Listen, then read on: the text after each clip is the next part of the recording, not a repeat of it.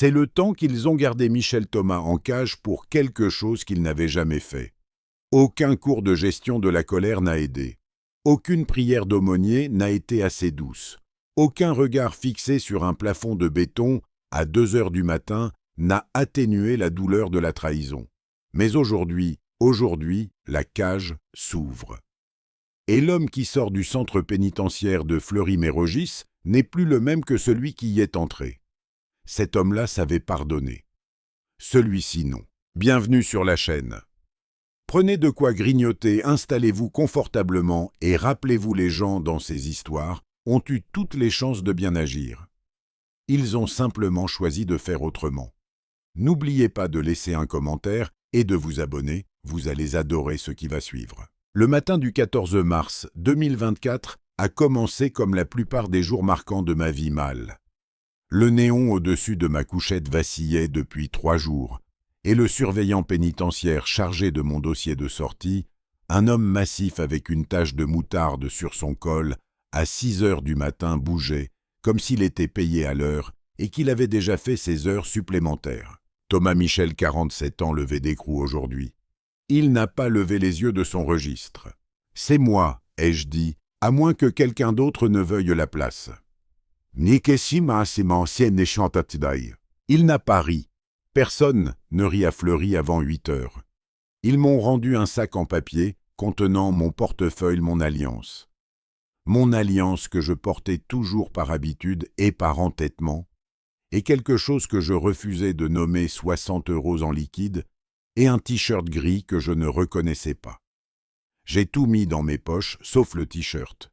Il y a des limites que je ne franchis pas. Les portes se sont ouvertes à 7h42. Je suis resté là un instant à respirer. L'air libre a une odeur différente, peu importe, si cela sonne poétique, c'est vrai. Ça sent les gaz d'échappement, la graisse de restauration rapide et la douceur particulière d'un matin d'Île-de-France. Et chaque molécule avait le goût d'une revanche que je n'avais pas encore obtenue, mais que je comptais bien réclamer. Je ne savais pas ce qui m'attendait de l'autre côté du parking. Si je l'avais su, j'aurais marché plus lentement pour savourer ces dernières secondes des secondes de simplicité. Luc Martin était appuyé contre un vieux utilitaire Renault, couleur cuivre délavé, les bras croisés, portant une casquette du PSG qui avait connu de meilleures décennies. Luc était le genre d'homme sur qui on pouvait compter. C'était toute sa personnalité et honnêtement ça suffisait.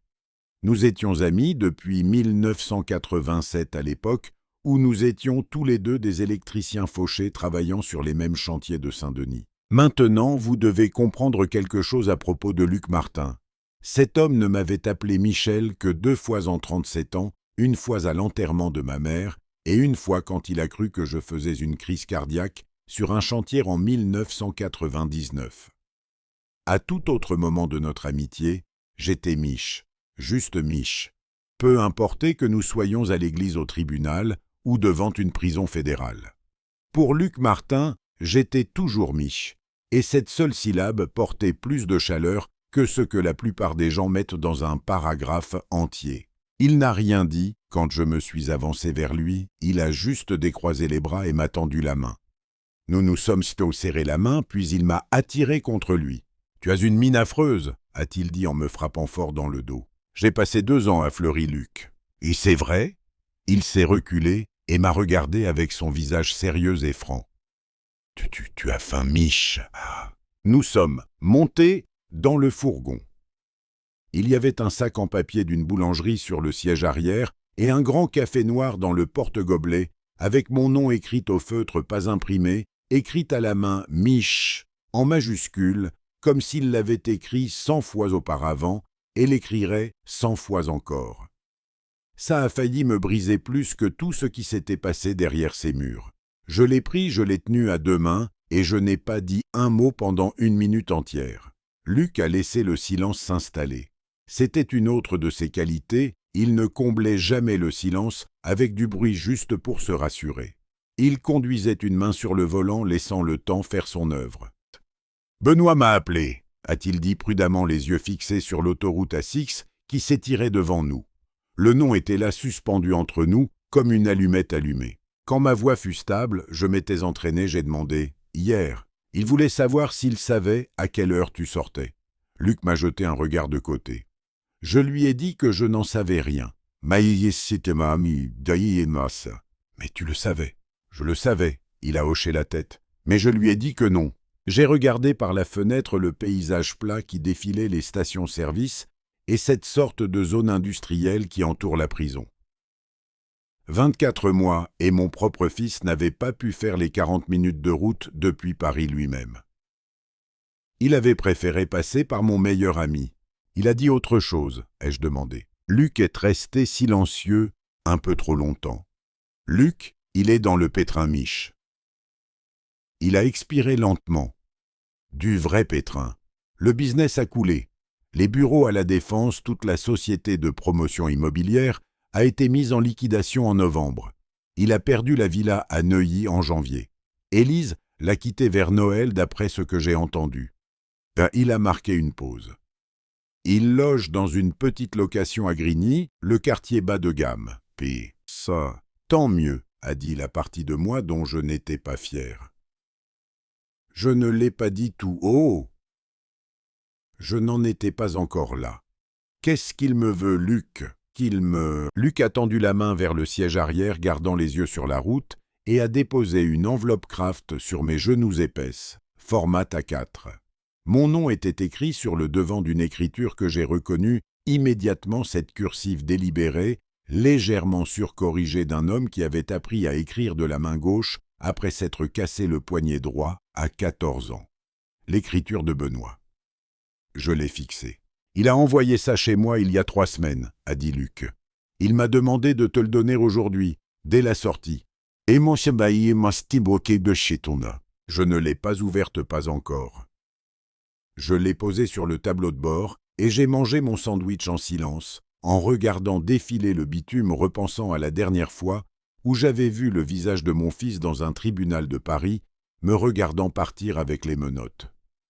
Son expression était censée ressembler à de la douleur, mais elle tenait plus du soulagement. J'avais rejoué cette scène 11 000 fois en 2 ans. Je la comprenais enfin. Sophie Lefebvre attendait chez Luc dans son pavillon de Clamart quand nous sommes arrivés.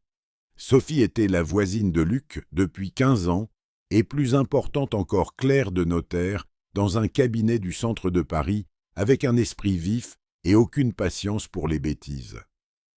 Elle était assise sur les marches du perron avec un ordinateur ouvert et un bloc-notes sur les genoux. Elle s'est levée en me voyant. « Ça, Michel !» Elle m'a serré brièvement dans ses bras de façon professionnelle. Sophie n'était pas du genre démonstratif. Le fait qu'elle ait essayé me disait tout sur la gravité du moment. « Assieds-toi, on doit parler avant que tu n'ouvres cette enveloppe. » Et tu sais ce qu'il y a dedans? Elle et Luc ont échangé un regard. Luc m'a montré une copie, a-t-elle dit. Benoît t'en a envoyé une et en a déposé une au tribunal de Paris 4 jours avant ta sortie. Michel Benoît t'a désigné comme bénéficiaire unique de tout son patrimoine. Tous les actifs, les parts de la société, le portefeuille immobilier, les comptes d'investissement, tout. Il y a 2 ans, juste au moment où... Elle s'est arrêtée. Juste au moment où il m'a envoyé en prison. Ai-je terminé le silence? C'était donc ça le jeu. La culpabilité était réelle. Je le croyais. Benoît Thomas avait regardé ce qu'il avait fait l'homme qu'il avait enterré vivant pour se protéger, et quelque part dans sa poitrine vide, quelque chose avait tressailli. Alors il avait signé un document écrit mon nom sur sa vie comme une note d'excuse, qu'il n'avait jamais eu l'intention de remettre parce qu'il pensait qu'il n'en aurait jamais besoin. Il pensait que le business survivrait, que son mariage tiendrait, que le mensonge resterait scellé. Rien n'a tenu. Et maintenant je tenais l'acte de propriété des ruines. « Il y a autre chose, » a dit Sophie doucement. Elle a tourné une page de son bloc-notes. J'ai fait quelques recherches sur Élise sur la fausse couche. Elle m'a regardé fixement. Michel, les rapports médicaux de l'hôpital Georges Pompidou, mars 2022. Je les ai obtenus par un contact. Elle a fait une pause.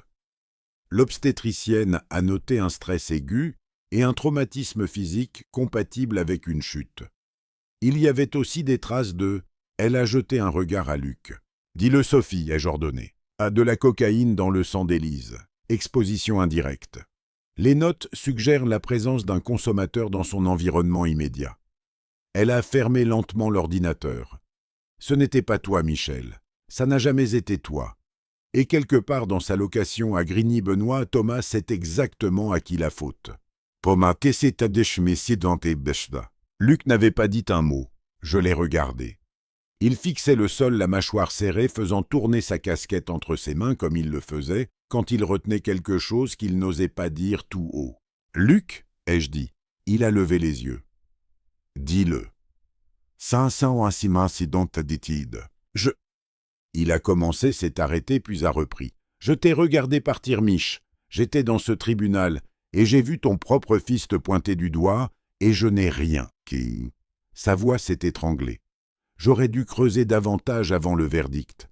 J'aurais dû... « Tu es là maintenant, ai-je dit. Il a hoché la tête, remis sa casquette et abaissé la visière. C'était la fin de la conversation. Je ne savais pas encore ce que j'allais faire de tout ça. L'enveloppe, les rapports médicaux, les débris d'un fils qui avait brûlé son père pour cacher son propre feu. Mais je savais une chose avec la certitude glaciale d'un homme qui a eu 2 ans pour réfléchir. Benoît Thomas allait avoir besoin de moi. Et pour la première fois en 24 mois, 3 semaines et 4 jours, j'avais toutes les cartes en main. Je suis resté assis en silence, pas le genre de silence confortable ou paisible, mais celui qui pèse sur votre poitrine comme un homme qui n'a pas l'intention de bouger. J'étais là depuis 20 minutes sur le perron de Luc, tenant l'enveloppe Kraft qui contenait le squelette juridique de la vie effondrée de mon fils, quand le téléphone de Sophie a vibré sur la rampe. Elle a regardé l'écran, puis elle m'a regardé. « Vous... » Michel ne me dit pas qu'il est au bout de la rue. Bien sûr qu'il y était. Benoît Thomas avait toujours eu un timing désastreux. Enfant, il entrait dans une pièce 30 secondes après la fin d'une discussion et passait l'heure suivante à poser des questions auxquelles personne ne voulait plus répondre. Apparemment, certaines choses ne changent pas avec l'âge. Il était là un homme de 31 ans garant sa voiture au mauvais endroit, au mauvais moment en ce jour, déjà trop chargé. Bonne chicolie. Je me suis levé lentement, j'ai posé l'enveloppe sur la chaise et j'ai pris une longue inspiration comme je le faisais avant une longue journée de chantier. Luc était déjà debout. « Et tu veux que je veux dire... »« Assieds-toi. » Il s'est rassis. Sophie a fermé son ordinateur sans que je le demande. Je ne savais pas sur ce perron que les 40 prochaines minutes allaient changer toute la structure de mon plan. Je pensais être prêt. Je pensais que 2 ans à répéter ce moment dans une cellule de béton m'avaient préparé à tout ce que Benoît Thomas pourrait m'apporter. Je me trompais. Il avait une mine affreuse. Je veux être honnête là-dessus car je refuse d'être le genre d'homme qui fait semblant de ne pas voir les choses. Benoît Thomas, mon fils, mon sang le gamin, à qui j'avais appris à faire du vélo sur le parking d'un supermarché, à Boulogne, en 1998, avait l'air d'un homme que l'on aurait laissé sous la pluie pendant 2 ans. Il était plus maigre, pas svelte, mais épuisé. Le genre de maigreur qui vient du fait qu'on saute des repas, non pas par occupation, mais parce qu'on a oublié de s'en soucier. Ses cheveux avaient besoin d'être coupés. Sa veste était du genre chair qui a l'air bas de gamme, quand l'homme qui la porte ne croit plus qu'il la mérite. Il s'est arrêté au pied des marches. Nous nous sommes regardés. 24 mois, 3 semaines et 4 jours à imaginer ce moment, et aucun de nous n'a dit un mot pendant ce qui a semblé durer une éternité. Puis, « Papa !» Un seul mot. Et la façon dont il l'a dit, basse, écorchée comme une porte qui n'avait pas été ouverte depuis trop longtemps, a provoqué quelque chose dans ma poitrine que je refusais catégoriquement d'honorer par une réaction. « Benoît !» ai-je dit. « Pas Ben. Pas mon fils. Benoît. » Le nom complet, un point final. Je l'ai vu encaisser. J'ai vu le petit tressaillement traverser son visage comme l'ombre d'un nuage sur une plaine. « Je peux. » Il a désigné vaguement les marches. « Je peux monter. » Tout juste. Il est monté et s'est tenu sur le perron regardant Luc, qui lui a rendu un regard noir, celui d'un homme qui a été l'ami de son père toute sa vie et qui a maintenant fermement choisi son camp. Benoît a regardé Sophie. Sophie fixait son ordinateur fermé. Il m'a regardé à nouveau. « Tu as l'air en forme, a-t-il dit. « Ne fais pas ça, ai-je répondu. « Je voulais juste... » Et Benoît ne fait pas ça. Il s'est arrêté à déglutir, à hocher la tête. Bien. Au moins, il savait encore quand il disait une bêtise. Nous sommes entrés.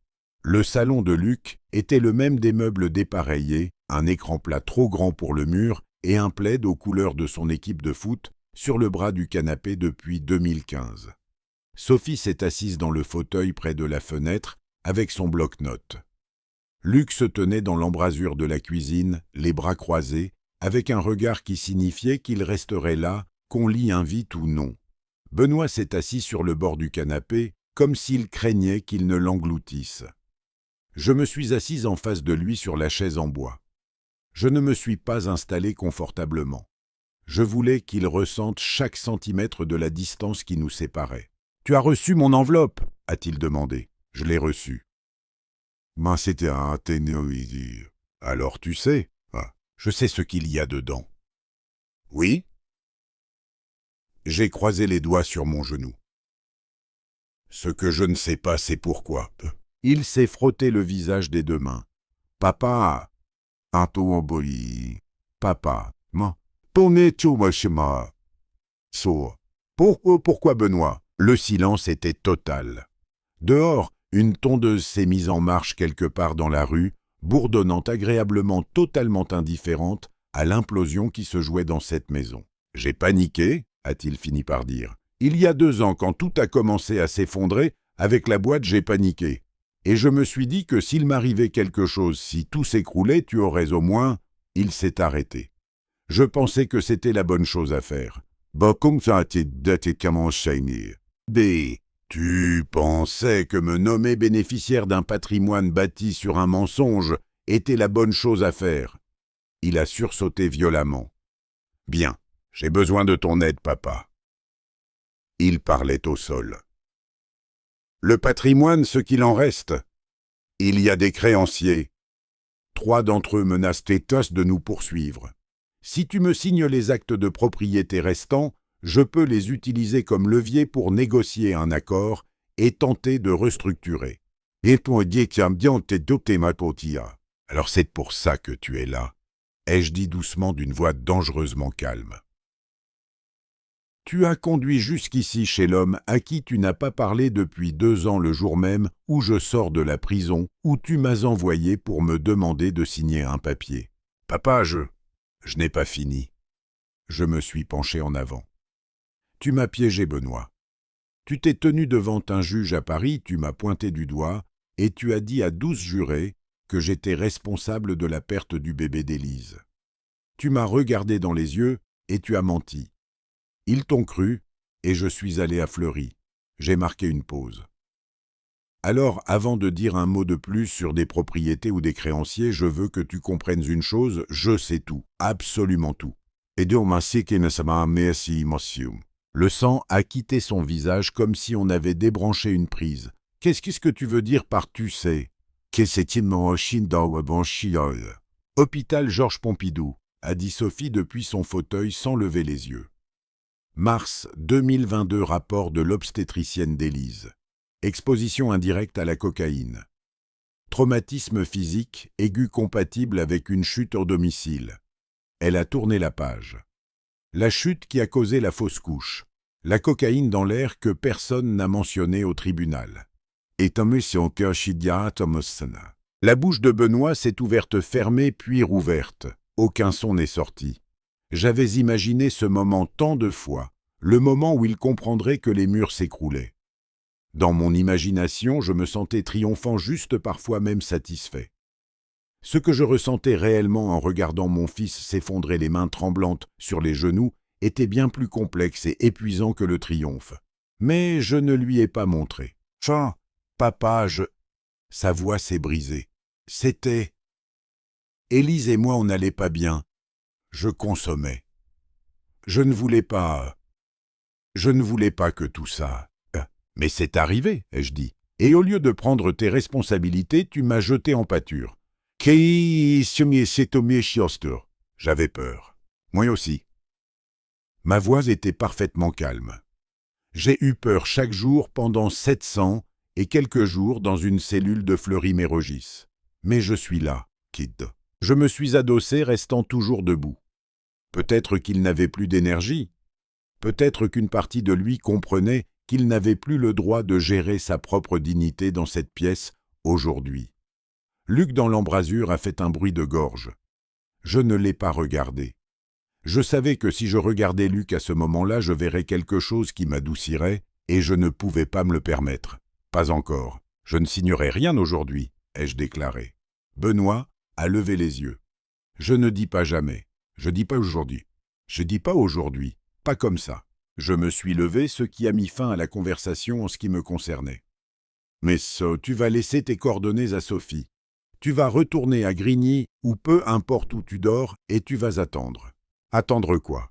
Sa voix était minuscule, celle d'un enfant. Ça m'a fait mal, mais je n'ai rien montré. Que je décide ce que je veux faire de tout ce que tu m'as donné. Je suis allé à la porte d'entrée, et je l'ai ouverte. Tu m'as donné ton patrimoine, Benoît. Tu m'as donné les preuves. Tu m'as donné toutes les cartes. Je l'ai regardé fixement. La moindre des choses est de me laisser quelques jours pour décider comment les jouer. De près, je voyais à quel point il avait vieilli. Tant mieux, a dit la partie de moi qui ne lui avait pas pardonné. J'espère que chaque jour de ces 2 années s'est gravé sur ton visage. De près, je voyais aussi autre chose, quelque chose derrière le désespoir et la honte, quelque chose qui ressemblait malgré tout à mon fils. Le gamin du parking de Boulogne, celui qui s'endormait sur mon épaule pendant les longs trajets. J'ai détourné le regard. « Papa, a-t-il dit doucement, je suis désolé. »« Je sais que tu l'es, ai-je dit. Je n'ai pas dit « c'est bon ». Je n'ai pas dit « je te pardonne ». J'ai tenu la porte et j'ai attendu. Finalement, il est sorti, a descendu les marches et a rejoint sa petite voiture de location car sa Range Rover avait disparu avec le reste. Je l'ai regardé partir. Luc est apparu à mes côtés, m'a tendu un café chaud et n'a rien dit. Je ne savais pas alors ce que je sais maintenant, que Benoît Thomas, dans son désespoir, avait omis un détail important dans cette conversation. Quelque chose de crucial. Quelque chose qui allait changer tous les calculs que je faisais depuis que Sophie m'avait lu ce rapport médical. Mais c'était le problème de demain. Aujourd'hui, j'étais juste un homme sur un perron à Clamart tenant un café chaud avec mon nom dessus, Mich, toujours debout. On imagine souvent la confrontation, le grand discours, le moment où le coupable entend enfin chaque vérité que vous avez gardée en vous comme des munitions pendant 2 ans. On s'imagine debout sur les décombres justes et purs pendant que l'autre s'effondre dramatiquement à vos pieds. Ce n'est pas comme ça que j'ai fait. J'ai fait comme je faisais l'électricité autrefois, discrètement, méthodiquement, derrière les murs où personne ne voit rien. On n'annonce pas qu'on refait le câblage. On ne fait pas de discours. On coupe le bon fil, on branche le bon circuit et on s'en va. Et finalement, quand quelqu'un appuie sur l'interrupteur, soit tout s'éclaire, soit tout brûle. Je savais déjà ce qui allait se passer. Le lendemain n'a commencé avec un café et le bloc-notes de Sophie Lefebvre. Elle était de retour chez Luc à 7 heures du matin, ce qui signifiait qu'elle n'avait pas beaucoup dormi. Son ordinateur était déjà ouvert et elle avait 2 surligneurs neufs posés à côté d'elle comme des instruments chirurgicaux. Luc était à l'intérieur, en train de préparer le petit déjeuner, l'odeur du café et des tartines grillées flottant à travers la porte. Le son étouffé de la radio remplissait la cuisine. Je me suis assis en face de Sophie avec mon café encaissonné Mich, toujours le même feutre. Luc ne ratait jamais son coup, et j'ai attendu. J'ai réfléchi aux documents toute la nuit, a-t-elle dit sans préambule. Sophie ne faisait jamais de politesses avant 10 heures, surtout à ce que Benoît ne t'a pas dit hier. Ce n'était pas une question. Je l'avais senti en le regardant partir, cette part d'ombre dans l'histoire racontée par un homme aux abois qui essaye encore de contrôler l'information. Les créanciers dont il a parlé. Sophie a tourné son ordinateur vers moi. 3 d'entre eux menacent de le poursuivre. Ce qu'il n'a pas dit, c'est que l'un d'eux est un homme nommé Didier Harel, un investisseur immobilier de Saint-Germain-en-Laye. Benoît a emprunté 400 000 € à Harel en 2022. Un prêt privé, hors société, avec caution personnelle. Ce prêt a 14 mois de retard. Elle a marqué une pause. Harel a déposé une plainte au civil contre Benoît personnellement le mois dernier. L'audience est dans 11 jours. Ben, c'est bien Mathieu sur ma sour. J'ai regardé l'écran. Dossier judiciaire, Benoît Thomas défendeur. Didier Harel demandeur. Tribunal judiciaire de Paris. Chez Boy. Si Harel gagne, a continué Sophie, et il va gagner, le jugement portera sur tout actif que Benoît contrôle ou sur lequel il a un droit y compris. Y compris les actifs dont il m'a nommé bénéficiaire, ai-je terminé lentement. Exactement. Elle a refermé l'ordinateur à moitié. Benoît Défit est venu hier pour que tu lui rendes ses propriétés avant que le jugement de Harel ne tombe. Car une fois le jugement rendu, tout ce qu'il possède sera saisi. Mais les actifs que tu contrôles en tant que bénéficiaire désigné sont hors de portée de Harel. Elle m'a regardé fixement. Il n'essayait pas de sauver son patrimoine, Michel. Il essayait de le cacher dans le tien. L'odeur du petit déjeuner semblait soudain presque ironique. Mon fils, mon propre fils, est venu vers moi le jour de ma sortie de prison pour m'utiliser comme cachette pour les dernières miettes d'une vie qu'il avait déjà dévorée. L'audace de la chose était presque admirable d'un point de vue architectural. Il fallait respecter la structure même en la démolissant, presque. Il y a plus, a dit Sophie. Évidemment. Et en mettant comédien qui moi ça. Les actifs restants. Elle a tourné une page de son bloc. Après la chute de la boîte et la perte de la villa de Neuilly, ce qu'il reste vraiment, c'est principalement une chose, un immeuble commercial rue de Rennes, un bâtiment mixte que Benoît a acheté en 2021. Il est hypothéqué, mais il a une valeur nette d'environ 280 000 €. Elle a levé les yeux. En tant que bénéficiaire unique, tu as la légitimité juridique pour demander le transfert anticipé de cet actif, étant donné l'instabilité financière démontrée de Benoît. Sophie a tapoté son stylo. J'ai déjà préparé la requête. Amy. Luc est apparu à la porte, une spatule à la main, écoutant de cette façon discrète qu'il avait de faire semblant d'être là par hasard. J'ai regardé la requête que Sophie a fait glisser vers moi. Combien de temps prend le transfert ? Ai-je demandé. Si on dépose aujourd'hui 7 à 9 jours ouvrés. L'audience Harel est dans 11 jours. Elle a laissé le chiffre flotter. Tu aurais l'actif transféré et légalement à ton nom avant que Benoît n'ait quoi que ce soit à négocier dans ce tribunal. J'ai pris la requête, je l'ai lue attentivement et je l'ai reposée. J'ai pensé à Benoît sur ce perron hier, à son air épuisé, à sa façon brisée de dire « papa ». J'ai repensé au parking du supermarché au vélo et au petit garçon qui s'endormait sur mon épaule. Puis j'ai pris le stylo de Sophie et j'ai signé la requête sur la ligne qu'elle avait marquée d'une petite flèche jaune. Méthodique, propre, sans discours. Sophie a déposé le dossier à 9h47 au tribunal de Paris. Luc conduisait. J'étais sur le siège passager et je regardais Paris défiler, la ville où j'avais vécu pendant 30 ans, la ville qui avait vu un tribunal m'arracher mon honneur et qui semblait pourtant identique à elle-même, indifférente, immense et belle à sa façon. « Comment tu te sens ?» a demandé Luc.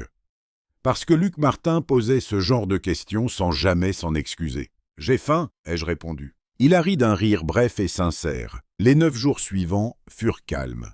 C'est la partie que personne ne vous dit sur la vengeance froide, l'attente, le maintien d'une vie ordinaire, pendant que la machine tourne silencieusement en arrière-plan. Je suis resté chez Luc. Je l'ai aidé à réparer une clôture dans son jardin le 2e jour parce que j'avais besoin de mes mains. J'ai appelé un ancien contact dans une boîte d'électricité à La Défense pour des missions de conseil le 4e jour. Le 6e jour, je suis allé chez le barbier, où j'allais depuis 2003, et je me suis fait raser de près. Pour la première fois en 2 ans, je me sentais à nouveau comme un homme qui avait un endroit où aller et un avenir à construire. Benoît a appelé Sophie 2 fois pendant ces 9 jours. Elle a répondu professionnellement, lui disant que les papiers étaient en cours de traitement et que Michel Thomas le recontacterait quand il serait prêt. Elle n'a pas précisé de quels papiers il s'agissait. Il a supposé qu'il s'agissait des documents de bénéficiaires. Il s'est trompé. Le matin du 24 mars jour 10, Sophie m'a appelé. « C'est fait », a-t-elle dit. « Transfert confirmé, l'immeuble de la rue de Rennes est à toi, Michel. L'acte a été enregistré ce matin. » J'étais dans le jardin de Luc avec un café regardant un oiseau posé sur la clôture que nous avions réparée 8 jours plus tôt. Il ne faisait rien de spécial, il était juste là vivant dans la lumière du matin. « Merci Sophie », ai-je dit. « L'audience Harel est demain », a-t-elle rappelé. « Je sais, mais moi tout le monde y va. Est-ce que j'y allais ?» J'y ai réfléchi un instant. J'ai pensé à m'asseoir dans un autre tribunal, à regarder une autre procédure, démanteler une autre version de la vie de Benoît Thomas. Je me suis demandé si j'avais besoin d'être dans cette salle pour savourer la fin de l'histoire. « Non », ai-je dit, « je n'y vais pas. » J'ai appris ce qui s'est passé par Sophie qui avait un contact sur place. Benoît Thomas est arrivé au tribunal civil de Paris le matin du 25 mars 2024 avec un avocat qu'il ne pouvait manifestement pas payer totalement et une stratégie entièrement basée sur la valeur de l'immeuble de la rue de Rennes pour négocier contre la plainte de Didier Harel. L'avocate a présenté l'actif. Le tribunal a vérifié le registre foncier. L'immeuble de la rue de Rennes était enregistré au nom d'un certain Michel Raymond Thomas depuis le 24 mars 2024. D'après les Échos, Benoît s'est figé. L'avocate a demandé une suspension de séance. Elle a été accordée. Pendant la suspension, Benoît a essayé de m'appeler 4 fois. J'étais dans une brasserie, je mangeais des œufs en lisant le journal. Un vrai journal en papier, l'un des petits plaisirs que 2 ans de privation m'avaient fait apprécier à nouveau, et j'ai regardé son nom s'afficher 4 fois, et j'ai laissé sonner. Pas par cruauté, je tiens à le préciser. Il n'y avait aucune satisfaction à entendre ce téléphone sonner. Il y avait juste le sentiment calme d'un homme qui a fait ce qu'il devait faire et qui n'a plus rien à prouver à personne. Sans la valeur de l'immeuble, Benoît n'avait plus rien pour négocier. Le jugement de Didier Harel est tombé implacable. Chaque actif restant que Benoît Thomas possédait personnellement a été saisi. Il a pu garder sa petite location à Grigny. La loi française protège un minimum pour se loger, et celui qui a écrit cette loi avait sûrement prévu des situations comme celle-ci, mais pour le reste plus rien. Il est sorti de ce tribunal avec un avocat impayé, une dette insurmontable, et 4 appels restés sans réponse, seul au monde. 3 jours plus tard, le matin du 28 mars, je suis allé voir l'immeuble de la rue de Rennes pour la première fois. C'était un beau bâtiment, 2 commerces au rez-de-chaussée, un vide l'autre, occupé par un pressing qui n'avait aucune idée que son propriétaire venait de changer, et 4 appartements au-dessus. La façade avait besoin d'un ravalement, l'évacuation des eaux aussi. Le genre d'immeuble qu'un homme qui s'y connaît dans structure et en circuit peut comprendre d'un coup d'œil. De bonne base, ai-je pensé debout sur le trottoir, les mains dans les poches, regardant le bâtiment dans la lumière pâle du matin parisien. Tout ce qui est bon commence par de bonnes bases. Je n'ai pas franchi la porte ce jour-là. Je suis juste resté là un moment. Puis je suis retourné à ma voiture, une voiture d'occasion que j'avais achetée 2 jours plus tôt, et je suis rentré vers Clamart. J'ai pensé à l'électricité, au travail bien fait, et à ce que l'on ressent quand on bâtit quelque chose qui nous appartient vraiment. Sur le siège passager, il y avait une enveloppe. À l'intérieur se trouvait un document que Sophie avait préparé à ma demande. Pas une requête, pas un transfert de propriété, rien de juridique ou de contraignant, juste une lettre, 2 paragraphes, ma signature en bas. J'avais demandé à Luc de la déposer à Grigny la veille au soir. Elle disait 2 choses. La première, c'est que je n'avais aucune intention d'utiliser les dossiers de l'hôpital contre lui publiquement, que ce que ces documents contenaient resterait entre lui et ce qu'il lui restait de conscience, et que je n'étais pas là pour détruire des hommes qui s'étaient déjà détruits eux-mêmes. La seconde, c'est que l'immeuble de la rue de Rennes était à moi et que je comptais le garder, mais que si Benoît Thomas voulait un jour avoir une discussion, une vraie, sans enveloppe, sans arrière-pensée et sans documents à signer, il savait où trouver la maison de Luc Martin à Clamart. Ce n'était pas un rameau d'olivier, ni un pardon, juste une porte laissée entr'ouverte parce que j'avais 57 ans et que j'en avais assez des pièces fermées. Qu'il décide de la franchir ou non était désormais son problème et le sien seul. Je me suis engagé sur le périphérique et j'ai laissé la ville s'ouvrir autour de moi, vaste, grise et pleine du bruit incessant d'une cité qui ne s'arrête pour le chagrin ou la victoire de personne. J'ai conduit la fenêtre ouverte, laissant entrer l'air frais de mars. Et je n'ai plus pensé à Benoît Thomas. J'ai pensé à l'oiseau sur la clôture bien vivant dans la lumière du matin, toujours debout. Si vous avez aimé cette histoire, rejoignez notre communauté en cliquant sur le bouton « J'aime » et en vous abonnant pour plus de récits authentiques et centrés sur la famille. Et comme toujours, merci de faire partie de cet espace.